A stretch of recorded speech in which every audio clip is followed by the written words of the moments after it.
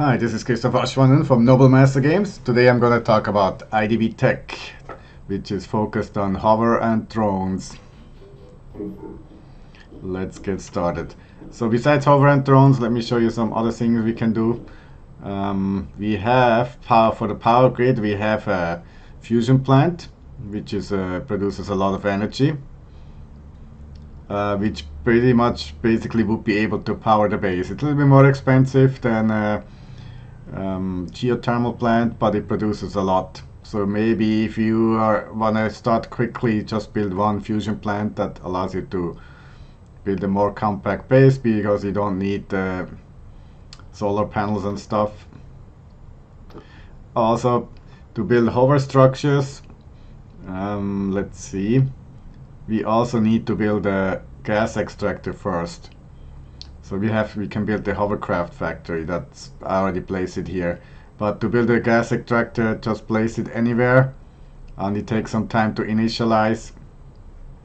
Once it starts turning green, it's ready, and you can place the what do you call it? The hover factory. Right now the resource is not ready yet, so you cannot place it yet. But once it's green, you can place it on top. Maybe we can speed it up. Still red. In a second. I mean, it takes, I think, 5 minutes. Now it's green. Now we can place it. So then to the meat, to the troops. So here we have just regular soldiers. For the robotics, what we have is we have a hoverbike. That's usually not too useful, except when you play capture the flag, because the hoverbike is pretty quick. You can move it in quickly to capture the flags and move it back to your base. Just one soldier sitting on there. I think it's unarmed, but you can speed through enemy troops and hope you don't get destroyed, or speed back to your base and drop the flag. What we also have is we have the Dread, a tactical remote explosive device. It triggers when it's close to the enemy. We don't have any enemy here, but you can, for example, load it into a Chinook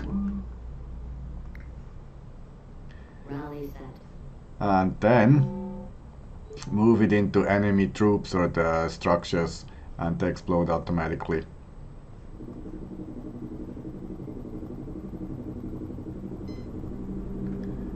Let me give you a little demo. Moving in there.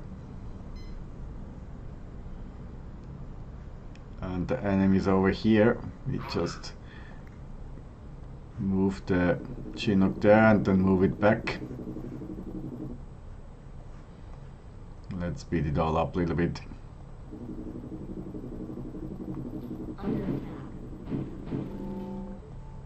So now those explosive devices can be they trigger automatically when they're close to the enemy, but obviously they can be triggered also otherwise. I mean, they're not very effective. They might have to be a little bit balanced as I show you this. But you can build a lot of those. I mean, they're not that expensive. So you build maybe 20, 40, and then move them into the enemy territory. And it's one tactic you could use. So that's it for robotics. For regular troops, we have the same regular troops as for otherwise. And I think here we have also regular other weapons, regular other planes. But here we have what's different from other factions. We have the hover tanks, which can run over water. We have a missile tank, bullet tank, which is strong against soldiers, or laser tank, which is strong against other mechanized troops. And the hover ship. Hover ship is interesting because we can place several soldiers on top. Exactly 4. Let's wait a little bit until it's built.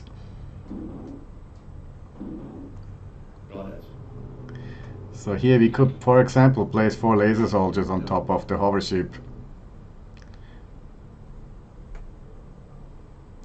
And then move them over water. We don't need any ships, right into enemy territory. One thing with the hover ships and hover tanks is they're a little bit vulnerable against torpedoes, so they don't do well when attacked over water. And also let's speed it up a little bit.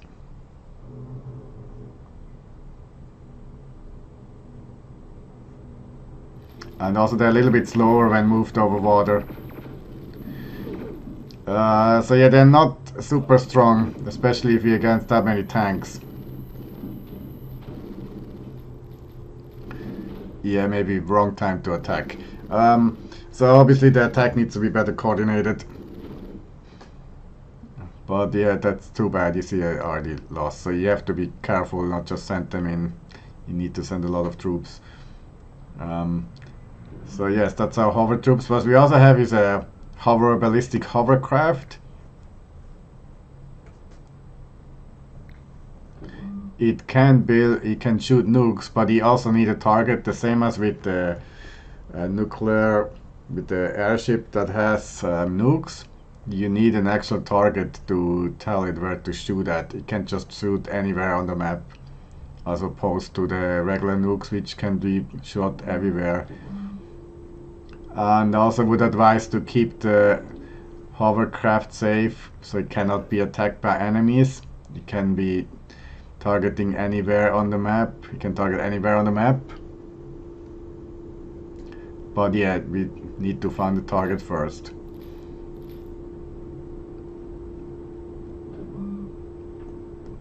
Then next we also have an Orbital Emp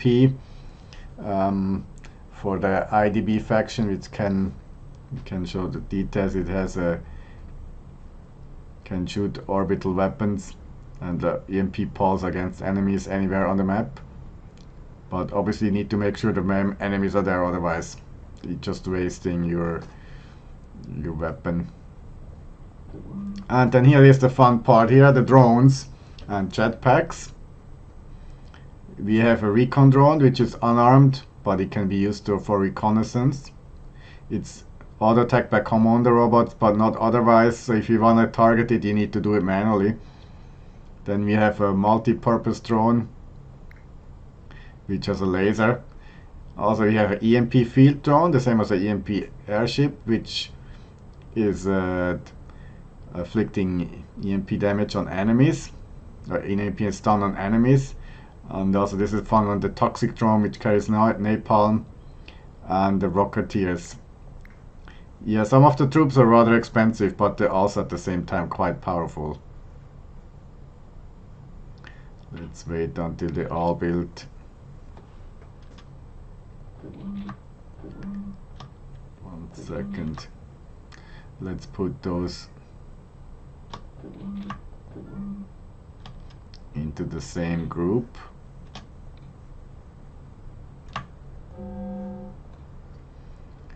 And maybe first with the Recon Drone, you can just send it anywhere, do some basic reconnaissance. It's not cloaked, so it can be seen by the enemy. And it's also a little bit slow, it's unarmed. But yeah, you're gonna scout the area. That's what you're probably gonna do. Use that one. What did we have? So yes, we have the regular hover troops, the rocketeers, and the other drones, the MP drones, multi-purpose drones. Then here we have the toxic drone with napalm. And then we have the EMP field drone, which we might want to move first. And then, as you remember, we still have the missile launcher there. Let's move them in a little bit quick. Under attack. I guess our EMP drone already got destroyed.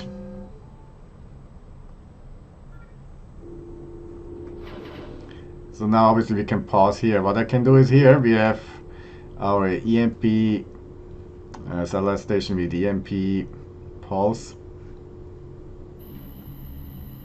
So we can stun the enemy and then use the drones to attack.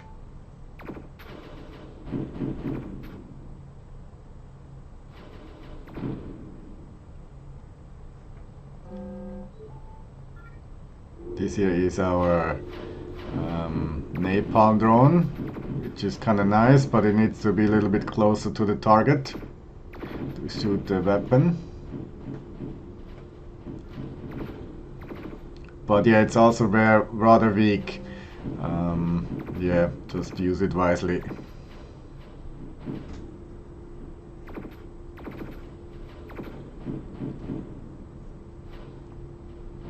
Yeah, those drones are a little bit weak, but I mean, you need to combine them maybe with ground forces or maybe take out the anti-air locations first to not get obliterated.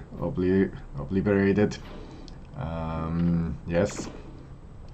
And yeah, that's pretty much it for the IDB tech. It's maybe good for rushing if you want to attack the enemy quickly. You can build a drone factory and send them over, but if the enemy already has a lot of anti-air defenses, it might be difficult. One thing I wanted to show too is how to use the Ballistic Hovercraft. Once we have a target, we can just launch it. I mean, I paused. And hope the enemies are still in the area. I mean, the enemy is gone, but the ballistic nuke that is now coming this way, it's still targeting the same location.